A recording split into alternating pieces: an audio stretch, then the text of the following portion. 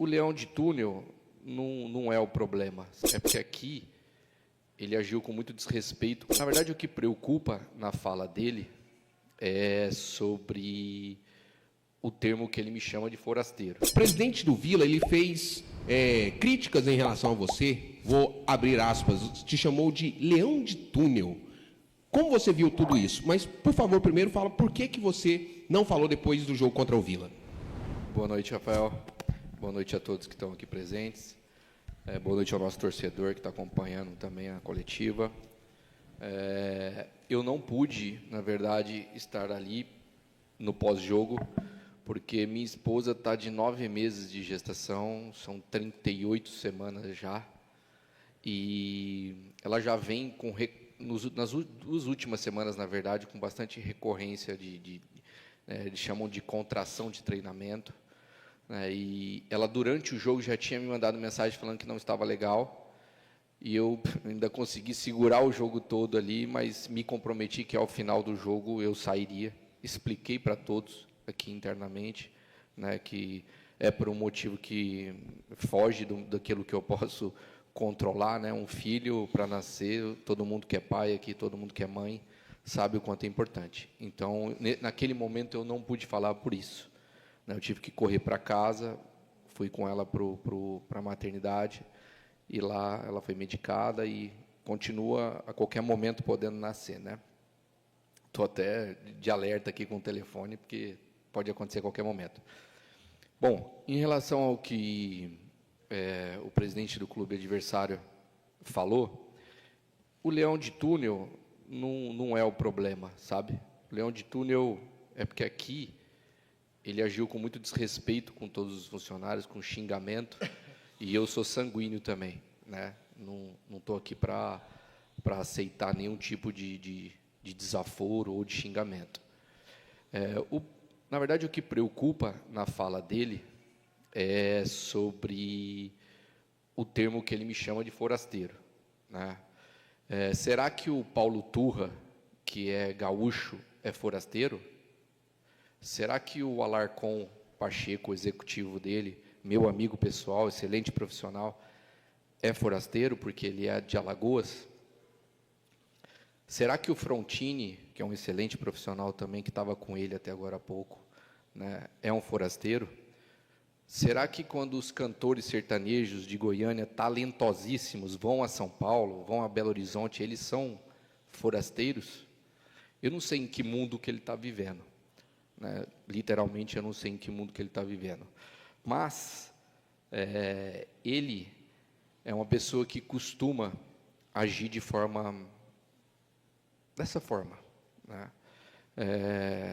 Ele que fala tanto de Deus, agiu com preconceito e discriminação em relação a mim. Mas eu vou agir de forma diferente. Eu prefiro não falar sobre ele, e a gente seguir a coletiva, porque ninguém conhece ele, então não me preocupa. Andrino, Caio Munif, Rádio Bandeirantes. Essa semana até teve a informação de que o Goiás não iria fazer mais nenhum movimento nessa janela. Eu te pergunto isso atrelado com a questão do elenco, que hoje, por exemplo, com o Anselmo suspenso, o Goiás até que não tinha um centroavante de ofício para até entrar na partida. Veja bem, o Anselmo é um atleta que, se você pegar os últimos 4 ou 5 anos dele, ele tem uma performance muito grande de jogos, de número de jogos. É um atleta que, geralmente, para ele ficar fora de jogo, é o que aconteceu aqui agora, no jogo de hoje. Ele está fora por 3 cartões. É um atleta que se lesiona pouco, é um atleta que se cuida muito, é um atleta experiente. Então, a gente sabe que a gente pode contar com ele, na maioria dos jogos. Nós temos hoje o Arthur, que não é um 9 de ofício, mas já fez na posição, mas ainda não está 100% fisicamente. Mas eu vejo nossa equipe, nas minhas conversas com o professor, com a comissão técnica, uma equipe muito coesa, uma equipe muito onde nós temos alguns atletas que atuam em mais de uma posição. E outra coisa importante é a gente respeitar a parte orçamentária do clube. Nós fizemos movimentos muito importantes na janela. né? Nós trouxemos o Wellington Rato, né? Nós trouxemos o Tite, um jogador multicampeão, nós trouxemos o Moraes, nós trouxemos o próprio Benítez. Então, nós fizemos movimentos que, em um certo momento, outros clubes não fizeram. Agora, outros estão fazendo e nós estamos preferindo, né, seguir com aquilo que a gente tem convicção dentro da nossa casa. Mas eu costumo dizer que a janela só fecha no início de setembro. Até lá tem alguns dias, e se a gente enxergar realmente que há necessidade, nós vamos voltar a conversar com o Conselho de Administração, com quem cuida do caixa do clube, com muito respeito, por sinal, né, o nosso diretor financeiro, o Leonardo Pacheco, nosso diretor executivo, o próprio Conselho de Administração, que se preocupa bastante com isso. O Goiás é um clube que, para o mercado, ele passa um recado muito importante. É um recado de solidez, é um recado de solidez financeira, um clube honrador dos seus compromissos. E isso eu acho que é muito importante e a gente tem que respeitar. Boa noite, Andrino. Como que você viu os protestos da torcida hoje, antes do duelo, com as faixas, enfim, muito referente a tudo que aconteceu no clássico contra o Vila Nova também? Como o professor falou, né, quando não existe a vitória no clássico, o nosso torcedor ficou muito chateado, né? Nós internamente também ficamos muito chateados, né? Não era aquilo que a gente queria. Todo protesto ele é válido desde que ele seja feito de forma tranquila, sem agressão física, moral, né? E o nosso torcedor ele tem direito. Hoje ele trouxe as faixas, né? Eu li as faixas, inclusive, eu vi que falava sobre o clássico, né? E falava também que o título é uma obrigação, né?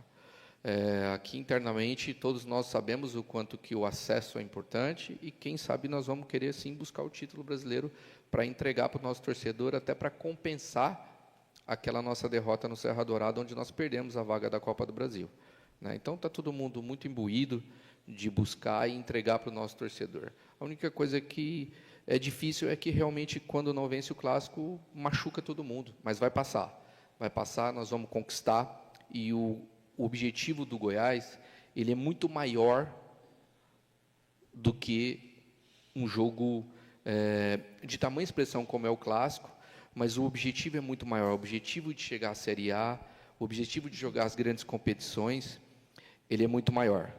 Deixa eles pensarem pequeno, que a gente pensa grande. Boa noite, Andrino.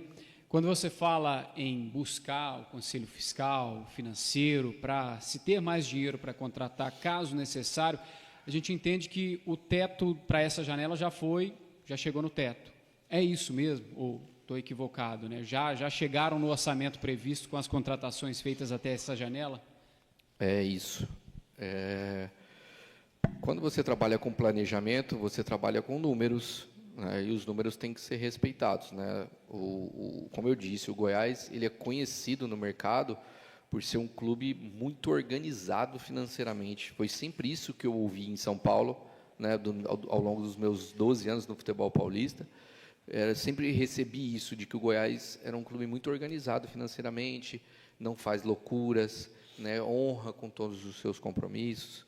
Então, a gente tinha um teto para a contratação, né, um valor já pré-estabelecido para que a gente, né, entendesse o que era necessário para o Goiás brigar por título e acesso, e nós chegamos já muito próximo disso, né? Houveram algumas saídas, né? Recentemente saiu o Zé Hugo, saiu o Facundo e agora saiu o Aloísio, né? É óbvio que abre um espaço, né, dentro da folha, mas a gente também tem premiação, né, que a gente precisa se preocupar, a gente tem logística, que não sei se muitos sabem, mas o Goiás tem que investir praticamente em todas as viagens, né, todas as viagens, o Goiás tem que desembolsar financeiramente para hotel, para aéreo, porque muitas vezes o que é oferecido para nós não atende o que a gente entende como ideal para a nossa equipe, né? Então, muitas vezes o Goiás tem que dispor de capital. Então, dentro de uma estrutura do futebol, não existe dinheiro só para o elenco, existe um capital que também é reservado para outras demandas dentro, que também toma um recurso muito importante.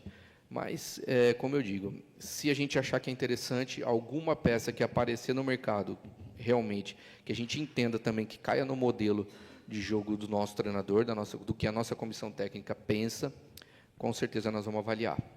Ô Andrino, e você falou das saídas, né, que abre um certo espaço. Mais saídas podem acontecer ainda nessa janela? Alguns jogadores que não estão sendo aproveitados, como o Rodrigo, o Lucas Lovati, enfim? Veja bem, como você citou, 2 grandes jogadores, né? O Rodrigo ainda não conseguiu performar devido às lesões, né, que aconteceram. Acho que deu um pouquinho de azar ali, uma lesão que recorreu 1, 2, 3 em seguida.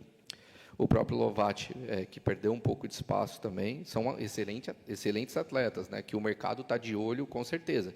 Já tivemos várias consultas de outros clubes, né, mas a gente entende também que o nosso elenco hoje está bem enxuto, né, você vê que a gente não tem tantas opções em tantas posições, mas a gente optou pela qualidade, né. Eu sou daqueles que eu acho que um elenco bom se monta com qualidade, não com quantidade, né? Então, assim, não vou descartar nenhuma possível saída, porque o mercado ele é muito rápido, né? Às vezes alguma equipe aí que tem algum atleta machucado, que não estava esperando uma lesão dessa, aí faz o movimento, vem buscar talvez alguém aqui, mas eu acho difícil mais alguma saída. Eu tinha separado 2, mas a primeira já foi respondida, eu vou fazer só a do Paulo. O clima está bom no clube, principalmente entre os jogadores, quer saber dessa parte de bastidor? Olha, o clima é excelente. Na hora que nós fechamos ali, que o professor falou, eu também dei uma breve fala, e o Tite pediu a palavra, o próprio Tadeu também fala direto, o Tite justamente bateu nisso, no quanto que é difícil encontrar um grupo.